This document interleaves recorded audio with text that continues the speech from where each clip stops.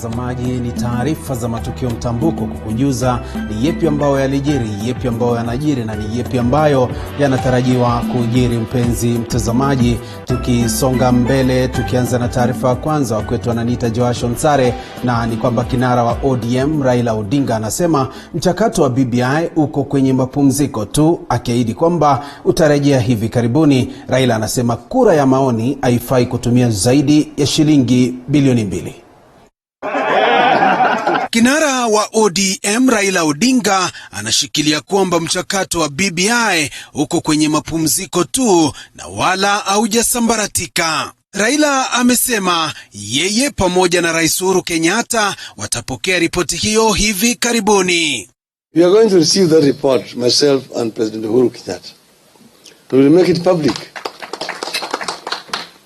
They say that, oh, the reggae stopped. And I said, the reggae did not stop. The reggae went on half time. The players have been getting some kind of massage and instructions from the coaches. Aidha, Raila ameeleza kuwa kura ya maoni haifai kugharimu zaidi ya shilingi bilioni 2, akisema watamuongoza mwenyekiti wa tume huru ya uchaguzi na mipaka IEBC Wafula Chebukati namna ya kufanikisha kura hizo. A referendum does not need to cost more than 2 billion Kenyan shillings.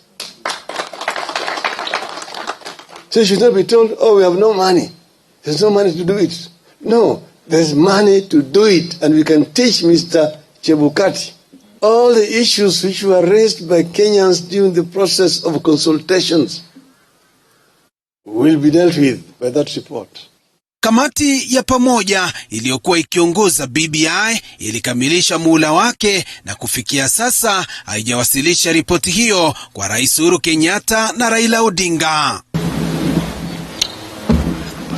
Odinga ameyasema hayo alipokuwa akishuhudia kuapishwa kwa bodi ya uchaguzi wa chama cha ODM na kamati ya nidhamu chamani katika makao makuu ya ODM jijini Nairobi. Amesema kuwa chama cha ODM kitakuwa chama cha demokrasia.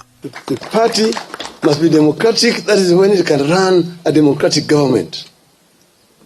There must be a process of consultations at every stage within the party structure, going from the sub-branches to branches to the national party.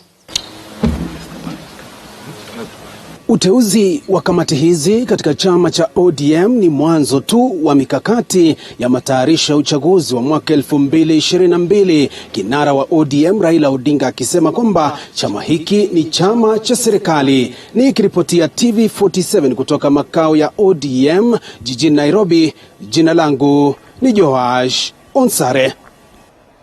Ni taarifa ambayo imeweza kuibua hisia mbalimbali. Vilevile unaweza kuwa mmoja wa kuchangia katika taarifa hizi. Tuma kwa 22047, ingia kwenye Facebook TV47 Kenya, ingia kwenye Twitter @TV47KE, na vilevile ingia katika ukurasa wangu wa Twitter @Josh Onsare, ambapo tutakuwa tunazungumza mengi zaidi kuhusu taarifa hizi. Tukisonga mbele, ni kwamba kiongozi wa chama cha ANC Musalia Mudavadi amewataka kina mama ambao ni viongozi wa kisiasa kufanya kazi bega kwa bega na mashirika yanayotetea haki za kina mama ili kuhakikisha kuwa mimba za mapema zimedhibitiwa vilivyo. Mudavadi aliyazungumza haya kwenye hafla ya kuzindua muungano wa kina mama chini ya ubora na usalama, yani Women in Safety Excellence Association.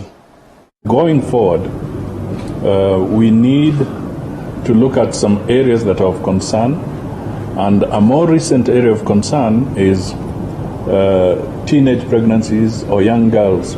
Particularly, the statistics that we've been reading or seeing during this COVID period tells us that there's a lot of malpractice that is going on, and we are now seeing children having children, which becomes very disturbing.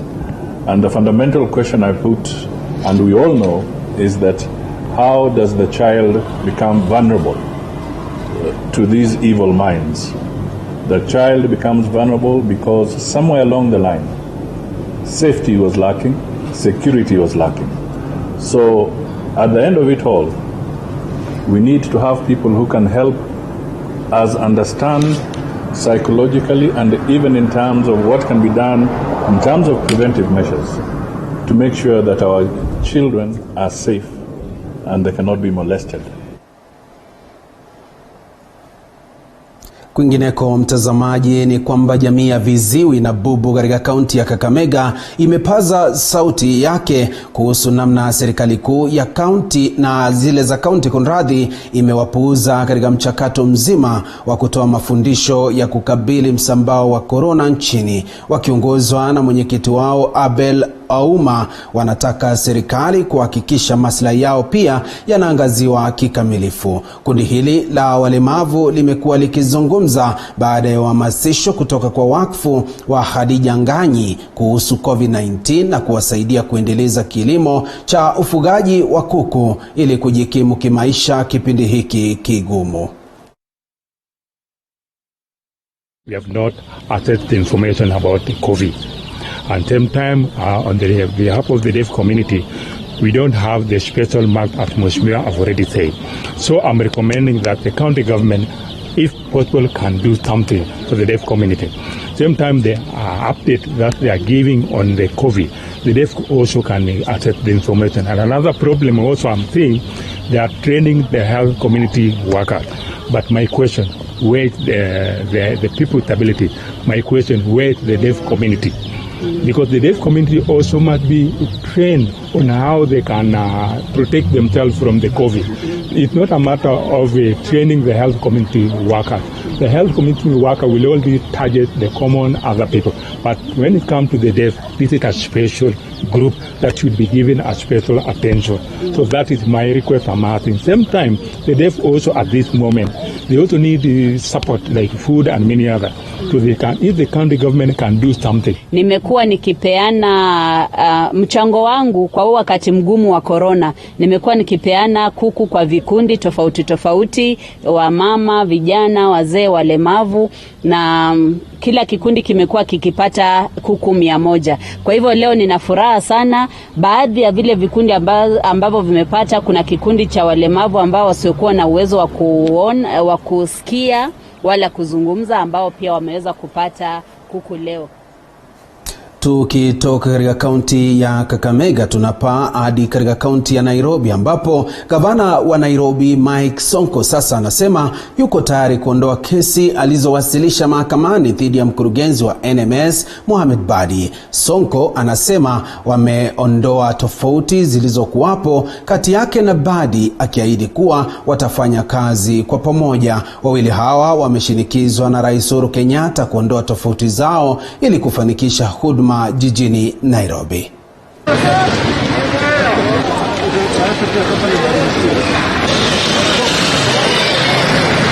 Lakini kutoka ndugu yetu rais jana tushikanishe, na mimi na BADI pia tukaongea, going forward wananchi wa Nairobi kitu wataona sasa ni maendeleo. Hata kama kutakuwa na tofauti hapo mbeleni zitakuwa za kikazi, tutasolve kivyetu na BADI kwa ofisi, tuseme hapa ni sawa, hapa si sawa, hapa ni sawa, hapa si sawa. Wao wafanye miradi, tuwa support, ili akaunti ilibaki pia tufanye, tu support, kwa sababu mimi na BADI hatuko ni competition.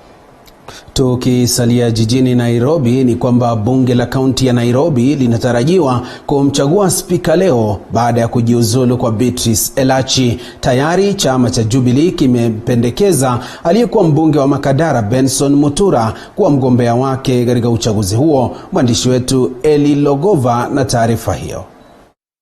Kinyang'anyiro kikali kinatarajiwa kushuhudiwa Ijumaa katika bunge la kaunti ya Nairobi, wawakilishi wa wadi watakapomchagua spika mpya baada ya aliyekuwa spika Beatrice Elachi kujiuzulu wadhifa wake. Hatua ya kujiuzulu kwa Elachi ikija baada ya vuta ni kuvute ya muda mrefu kati yake na baadhi ya wawakilishi wadi wa bunge la kaunti ya Nairobi. Katika kikao kilichoandaliwa Alhamisi, chama cha Jubilee kimemuidhinisha aliyekuwa mbunge wa Makadara Benson Mutura wa mgombea wake. We know that there are 5 or 6 people who have expressed an interest in the position of Speaker of Nairobi, which recently became vacant. But we wanted to be able to inform our members that after consultations, we have zeroed on Mr. Bernard Mutura as the Jubilee candidate All the other candidates, of course, are free to go and appeal to members in the House. But as Jubilee, we do have our candidate who is Honorable Bernard Mutura here. Kuteuliwa kwa Benson Mutura kama mgombea wa Jubilee kunaonekana kuzua mgawanyiko baina ya wakilishi wadi wanaounga mkono uteuzi wake na wale wanaopinga. Hii ikidhihirika wakati wa kikao cha wakilishi wadi wa chama cha Jubilee jijini Nairobi, mkutano uliongozwa na katibu wa chama Rafael Tuju. Idadi ndogo ya wakilishi wa Jubilee waliohudhuria kikao hicho ikizua maswali kuhusiana na msimamo uliochukuliwa kumpendekeza Benson Mutura, baadhi yao wakionekana kuridhika na msimamo wa chama. Kuna kitu tumekuja hapa kwa sababu ya kitu tunaitwa nidhamu. Tuko na party position. Chama imetupatia jina ya Bernard Mutura. Na sisi kama wana Jubilee ambao ni wengi. Process ya correct speaker ni it's twofold.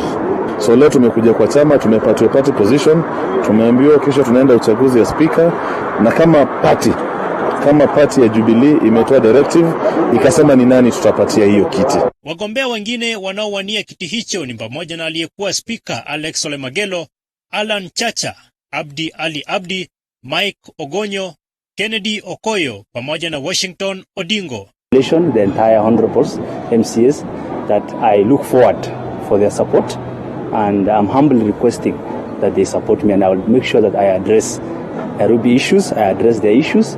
Those are my expectations. So whether Jubilee has given their position, for us, what we are saying is, we'll try. Eli Logova, TV47, Nairobi.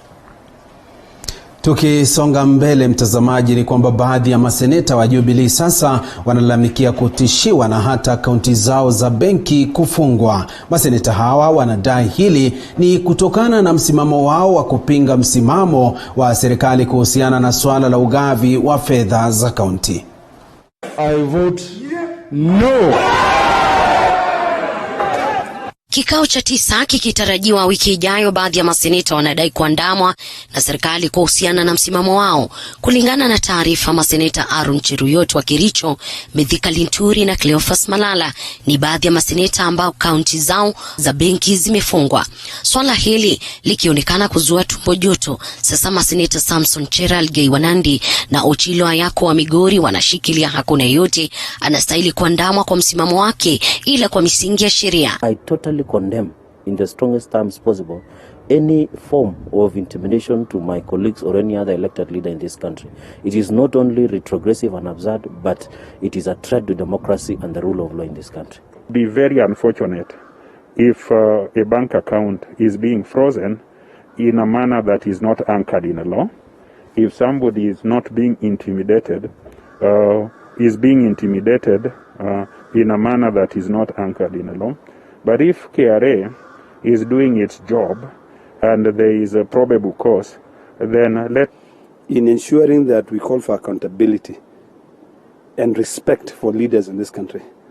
Our children will do that, and those who are punishing us now, our children and grandchildren will punish their grandchildren. Kumekuwa na madai ya kuwepo kwa shinikizo kutoka nje ya bunge la seneti kulimaza kupitishwa kwa mfumo wa ugavi wa fedha. And the obstacles is that our colleagues have decided to play political expediency for both political and financial gain, and therefore I think that it is absurd and ironical that some of the colleagues also are using this as to revive their political dwindling fortunes. It is the anxiety, it is the fear that senators have that they might have to report to their counties monies that were different from the ones that they found when they got elected.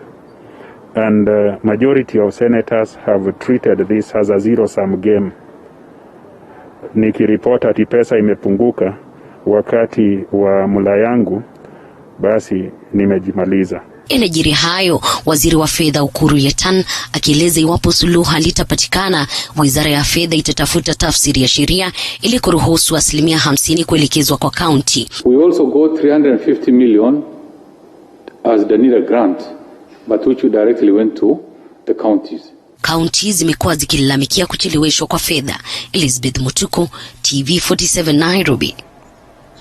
Shukran Elizabeth Mutuku kwa taarifa hiyo kutoka majengo ya bunge. Tukisonga mbele ni kwamba wadau katika sekta ya elimu wamepongeza hatua ya tume ya kuajiri walimu TSC kuwapa jukumu walimu wa serikali kuwafunza wanafunzi kwa mpango utakaozingatia elimu ya nyumbani maarufu Community Based Learning Program. Mwanahabari wetu Calvin Chitwa alizuru mtaa duni wa Huduma mjini Eldoret na kutuandalia habari ifuatayo.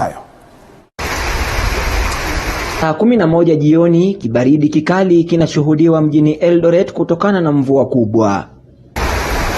Hali hii haijawazuia wanafunzi hawa kuendelea na mazoezi yao ya kila siku kuhusu wimbo na mashairi yao kuhusu janga la korona lililopelekea shule yao ya Komido kufungwa miongoni mwa shule zote nchini. Kuikubali mahongo wakati wa korona, so be safe.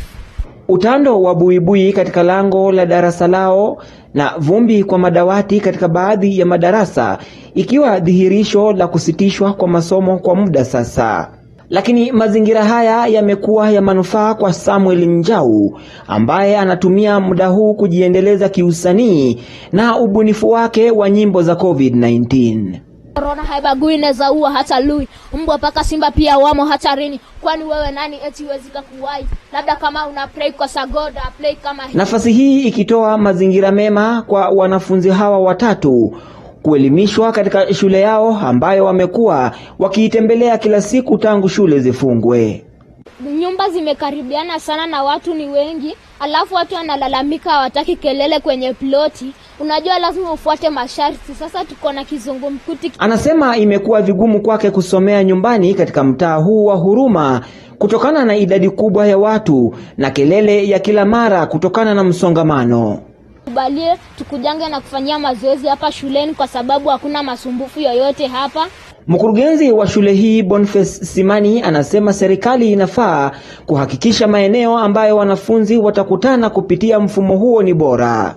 Serikali ikaweze kuangalia ya kwamba watoto hawa wanatoka katika mazingara ambayo pengine ni vigumu sana wao kuweza kuwa na nafasi hiyo ama mahali pa kuweza kufanyia mazoezi hayo.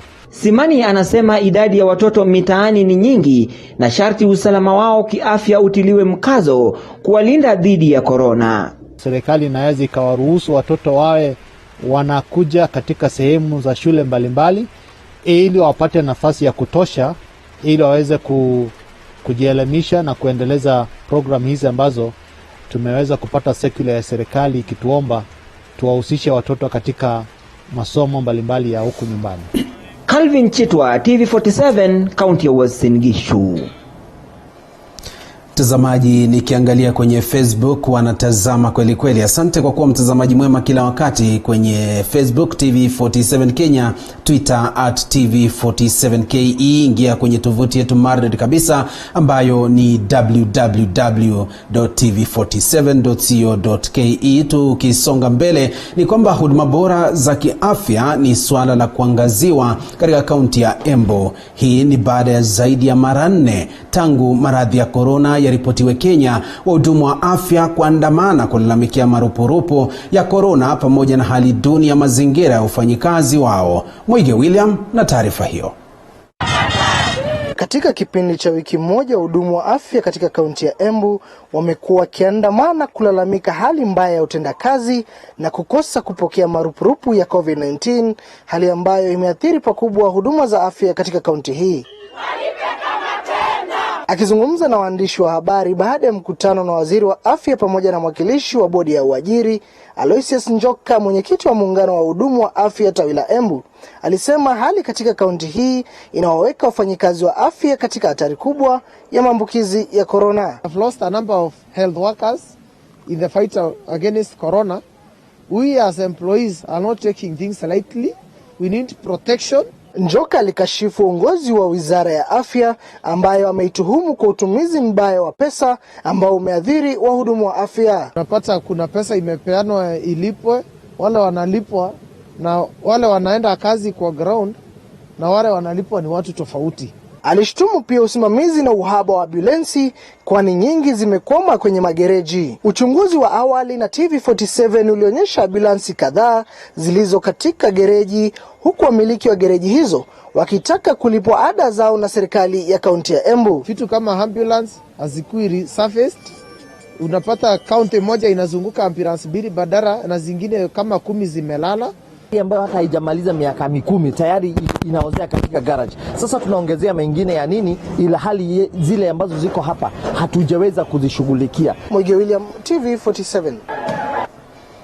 Tunatoka katika kaunti ya Embu tukielekea katika kaunti ya Bungoma, na ni kwamba juhudi za kung'atua gavana wa kaunti ya Bungoma Wycliffe Wangamati zilichukua hatua jana baada ya kusikizwa kwa waliowasilisha ombi hilo na kamati ya bunge. Mwandishi wetu Wanji Sustin na taarifa kamili. Baada ya kundi la wapiga kura kutoka kaunti ya Bungoma kuwasilisha ombi la kumng'atua gavana Wycliffe Wangamati, ombi lao limesikizwa leo na kamati iliyoteuliwa katika bunge la kaunti ya Bungoma chini ya mwakilishi wadi wa Kalaba Majimbo Okumu. Baadhi ya sababu zilizowasilishwa dhidi ya Wangamati ni utumiaji mbaya wa afisi, ufisadi na matumizi mabaya ya fedha za kupigana na korona. Kulingana na waliowasilisha ombi hilo wakipeana ushahidi wao hii leo, wamesema kuwa itakuwa vyema afisi zilizoanzishwa kinyume na sheria kutupiliwa mbali, mishahara yote iliyolipwa irejeshwe kwa manufaa ya mwananchi, huku wakitaja kwamba ombi kuu ni kumng'atua Wangamati mamlakani. Katika haya maombi ni ya kwamba hizi uvunjaji wa sheria huu wote umekuwa ukifanywa na mwenye kaunti ambaye ni gavana Wycliffe Wangamati, na maombi yangu imekuwa aondolewe ofisini, na nimeweza kuwasilisha vizuri sana. Nina imani na hii komiti, najua huyu siku zake sasa zimeanza kuhesabiwa. Wangamati aende nyumbani, kwa maana kazi yake imekuwa duni, ni kuibia tu wananchi wa Bungoma. Kwa upande wake, wakili wa serikali ya kaunti ya Bungoma Henry Mahakara ametupilia mbali madai hayo kuwa hayana msingi wa kumng'atua gavana Wangamati. With regard to section 15 of the County Governments Act, which allows anybody to petition the government, to the county government in the assembly to address issues of enactment of legislation or repeal or amend bills. That is what the law says. Kwa sasa kamati hiyo baada ya kusikiza madai haya itawasilisha ripoti hiyo kwenye bunge na kutathmini mwelekeo wa mchakato wa kumng'atua gavana Wycliffe Wangamati. Wanji Sustin, TV47. Shukran Sostin Wanji kwa taarifa hiyo. Habari zaidi ni kwamba tume ya utawala wa haki maarufu kama Ombudsman inazitaka idara za uhasibu wa fedha za umma kufuatilia kwa karibu matumizi ya pesa zilizotengewa kudhibiti msambao wa korona nchini. Kupitia kwa mwenyekiti wake Florence Kajuju, tume hiyo inasema mashirika ya umma yanafaa kuwa na uwazi katika matumizi ya fedha za umma. The Commission takes seriously cases of public officers disobeying their legal obligations and works closely with the other relevant agencies to enforce legal administrative action to remedy such violations. It is important for all public agencies that have been allocated funds to expend on the mitigation and recovery measures against the COVID-19 to make proactive disclosures on the amounts allocated and the expenditures thereof. All contracts specifying the contractual sum and contract period entered into for the purchase of goods and services in respect of COVID-19, and lastly, the names of the service providers, the contractors that have been awarded the tenders, or individuals to whom the contracts have been awarded. Further, the Ministry of Health and county governments must provide timely information to the public on the number of quarantine, isolation, and treatment facilities that are available and accessible to the public. Tukifululiza, lakini sasa tunaangazia masuala ya kilimo, na ni kwamba katika eneo la kunradhi mpenzi mtazamaji, hivi sasa tunaangazia taarifa kutoka eneo la Kajiado, na ni kwamba katika eneo la Loitoktok, kaunti ya Kajiado, jamii ya Maasai ambayo inajulikana kwa kuzingatia mila na itikadi imeathirika pakubwa na janga la korona katika sherehe zao za kitamaduni. Kwa mara ya kwanza katika sherehe hii ya uteuzi ya kumuidhinisha mheshimiwa John Parit Ole Sang'aro kama kiongozi wa Kajiado Kusini. Sherehe za jamii ya Maasai ambazo hushuhudiwa na maelfu ya watu zimesitishwa kutokana na janga la korona nchini. Hata hivyo, wameamua sherehe hizo zitahudhuriwa na watu wachache ili waendelee kuzingatia masharti ya kukabiliana na msambao wa korona. Watu walikuwa wachache, si kama kawaida sababu ya janga la korona.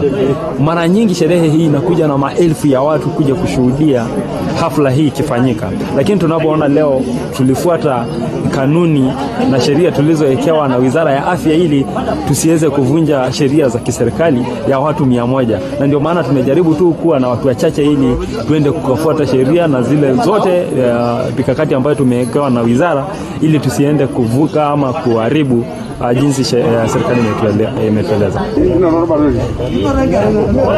Katika sherehe hii, wazee hawa wanaojulikana kama wazee wa Iseuri wakati ya umri wa miaka 50 hadi 80 wametoa baraka zao za kumuidhinisha John Parit Ole Singaru kama kiongozi wa eneo la Kajiado Kusini. Ijapokuwa sherehe hii imefanyika leo, wazee hawa huandaa sherehe 3 rasmi za rika kila mwaka, lakini kwa mwaka huu hawakuweza kufanya sherehe hizo kutokana na masharti ya serikali kudhibiti korona na kuwataka watu kutotangamana. Kuna sherehe traditional ceremonies ambazo tungekuwa tumezifanya, lakini janga hili limesababisha watu kutotangamana. Kwa hivyo hatuwezi kuja pamoja kwa sababu hii. Wazee wakiwabariki ng'ombe wake wote na kumkabidhi fimbo pamoja na kumvisha vazi la uongozi.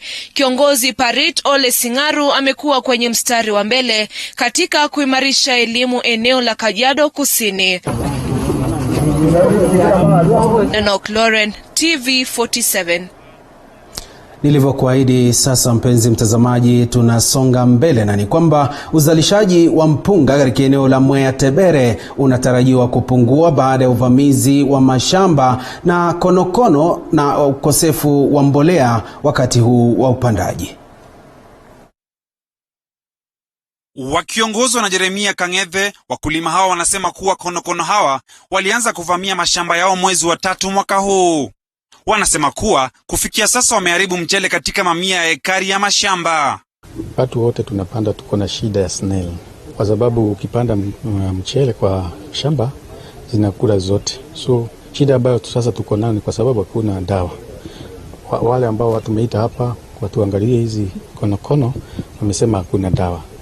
Kwa sasa wamesalia tu na mahangaiko, wakiitaka serikali kuwasaidia ili kuzuia konokono hawa wanaozana kwa kasi mno.